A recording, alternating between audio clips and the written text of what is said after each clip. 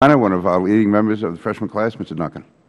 Thank you, Mr. Chairman, and thank you for having this hearing, inviting such distinguished panelists. I want to take the opportunity to thank the administration for working with you on this issue. They've recognized the radicalization process. According to a website, a news story today, that the Obama administration has been working with you to address this issue, and it notes that Secretary Napolitano is setting up a task force to look into radicalization in the prisons, and so it's a real issue.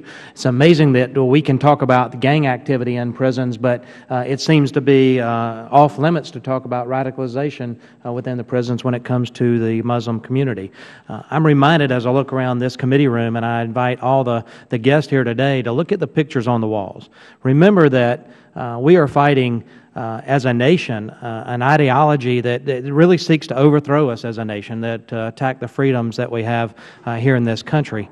And so with that, I'll get into my line of questioning here. The 9/11 Commission report recommended that the U.S. government's efforts to communicate and defend American ideals in the Islamic world be as strong as they were in combating closed societies during the Cold War.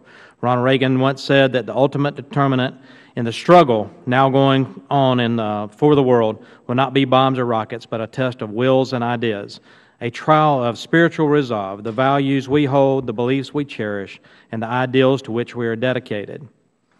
I'm concerned about the distribution of radical materials within the prisons and the mosque, and if we continue to allow the Wahhabist literature to propagandize the hearts and minds of American people in the mosque and in the prisons with their extremist ideology, we will not succeed in today's current test, as Reagan said, wills and ideals.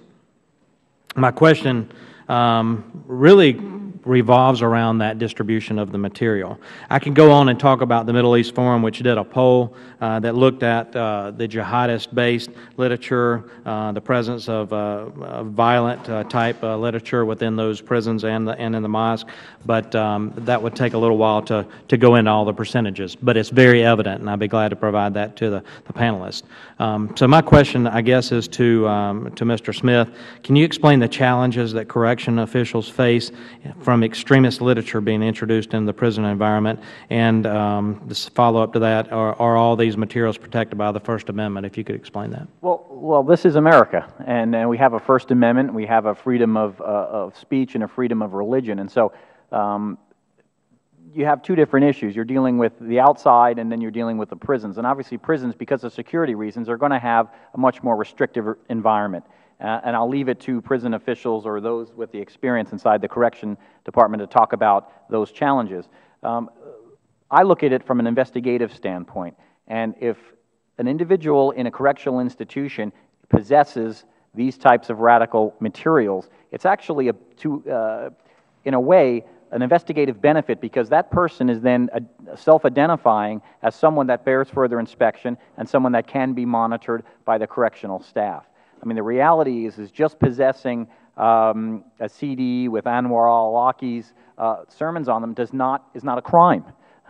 And so while it can be monitored and restricted because of the prison environment, we have to look at it in an overall situation as a potentially behavioral indicator that we may have someone that is on that path to radicalization and that may present a security threat, and that may bear further inspection and further monitoring.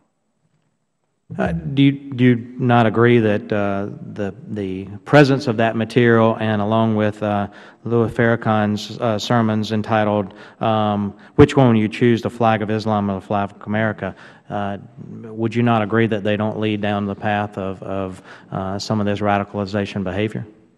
Well, I'm not going to make that broad a statement. I'm a prosecutor, and so I take a look at evidence and facts. So I'm not going to give a broad policy opinion as to what that can or cannot signify. I do think, with respect to violent radical jihadist literature, while it is not a crime in and of itself to possess, it can be a behavioral indicator. That's something that we need to inspect further. I mean, I'd have to leave my answer at that.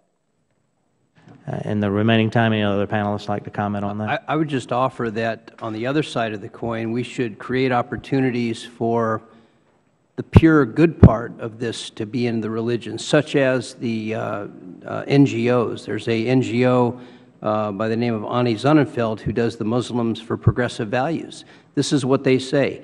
Values is guided by 10 principles of Islam, rooted in Islam, including social equality, separation of religion and state, freedom of speech, women's rights, gay rights, and critical analysis and interpretation. She and her organization have been trying to get into the prison system to give this literature that is written by Islamic academic scholars. So I think there could be more efforts on this front as well. And just if I can say something about the literature, you can look in New York State and you can see literature sent from a company by the name of Halalko Books. Halalko Books is located in Falls Church, Virginia, connected to the mosque where al-Awlaki attended, and also they have been selling his literature. It makes its way into prisons. You can look and see literature mailed directly from Riyadh, Saudi Arabia, into inmates in New York State. You can see literature sent from Tehran in Iran, sent directly to inmates in New York State. The problem is there's a media review committee that's supposed to look over the literature. Well, one of the persons that sits on the media review committee is the chaplain. So again, we get back, if the chaplain is not properly vetted, who's watching this? Who's looking at this literature?